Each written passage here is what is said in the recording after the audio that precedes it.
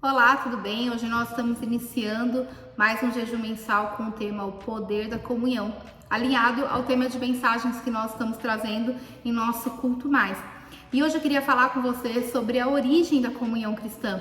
Eu queria que você acompanhasse comigo um texto que está em Atos, capítulo 2, a partir do versículo 42, que diz assim: Todos se dedicavam de coração ao ensino dos apóstolos, à comunhão, ao partir do pão e à oração. Havia em todos eles um profundo temor e os apóstolos realizavam muitos sinais e maravilhas. Os que criam se reuniam num só lugar e compartilhavam tudo que possuíam. Vendiam propriedades e bens e repartiam dinheiro com os necessitados.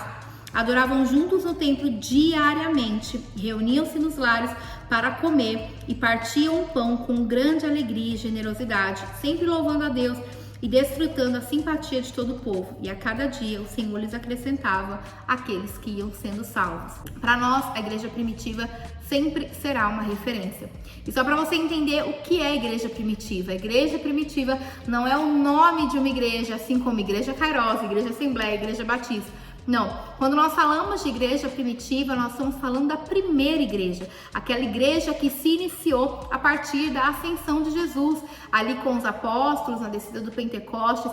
A partir dali se iniciou a igreja como nós entendemos hoje. Então, essa igreja dos apóstolos, dos primeiros cristãos, é conhecida como a igreja primitiva. E ela é, sim, para nós uma referência, porque eles viviam na prática aquilo que Deus espera da sua igreja. E ela tem que ser um espelho para nós. E aqui nós lemos nesse texto, em Atos, do capítulo 2, do versículo 42 ao versículo 47, ela traz como se fosse um retrato, uma foto, um vídeo ou uma explicação prática daquilo que eles viviam. E aqui ele começa dizendo, o texto começa dizendo que na mesma medida, na mesma proporção em que eles se dedicavam ao ensino dos apóstolos, ou seja, a palavra de Deus, a mesma proporção, a mesma intensidade que eles se dedicavam à oração, que é extremamente importante para um cristão, eles também se dedicavam à comunhão.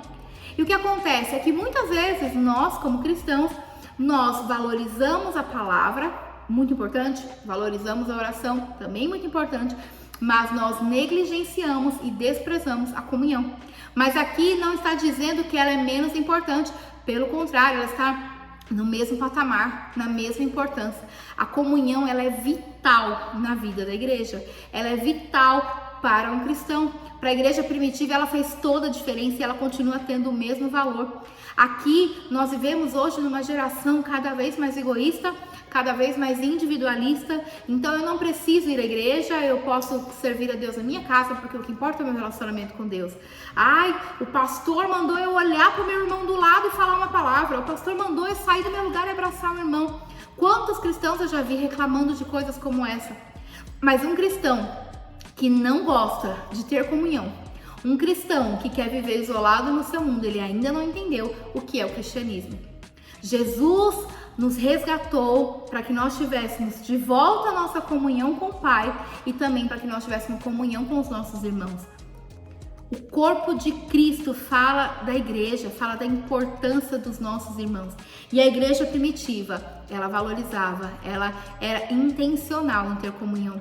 A Bíblia fala que eles se reuniam diariamente. Todos os dias a igreja estava reunida, ou no templo, ou nas casas, e eles estavam ali sempre desfrutando da comunhão uns dos outros.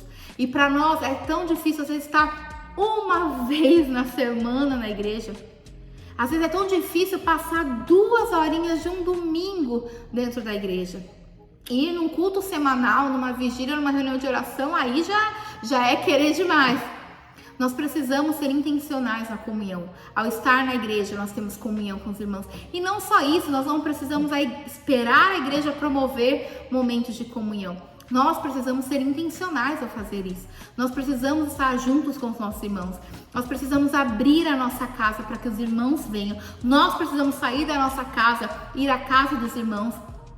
O que a Bíblia fala no final? O que esse texto fala no final? Que a cada dia o Senhor acrescentavam aqueles que iam sendo salvos. Quantas vezes nós desejamos o crescimento da igreja e de fato precisamos desejar. Quantas vezes nós oramos por isso e também nós temos que orar. Mas se nós não nos movermos para que isso aconteça, isso não vai acontecer. Não adianta eu secar a minha boca de orar se eu não tenho a capacidade de ter comunhão com meu irmão que está do meu lado. Se eu não consigo entender a necessidade dele. A igreja primitiva crescia através da dedicação à palavra, da dedicação à oração, mas também a dedicação da comunhão, em servir os irmãos e repartir tudo aquilo que tinham. Eles tinham prazer na mesa, em estar sentado com os irmãos, em comerem junto, em se divertirem junto, em rirem junto, em chorar junto. É aí que nós criamos conexão. Quando nós estamos num culto, sentado um atrás do outro na cadeira, ouvindo uma palavra, isso não traz conexão.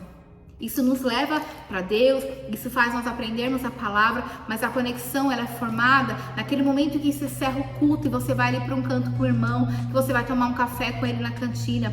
A conexão ela é feita quando nós estamos juntos, em comunhão, estando presente na casa, na vida uns dos outros. Nós não podemos ser mais uma igreja de relacionamentos superficiais.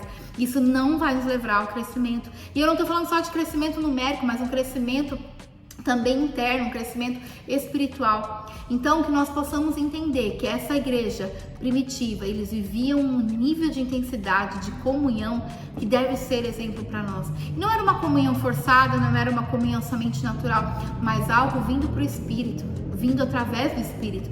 Não era somente uma interação social, mas eles entenderam que o princípio do Evangelho é você receber a Cristo, receber a salvação e viver em harmonia com seus irmãos. Amém? Que Deus nos abençoe, que nós possamos durante essa semana ser ministrados pelo Espírito Santo e resgatar a importância e o poder da comunhão em nosso meio. Amém? Deus abençoe.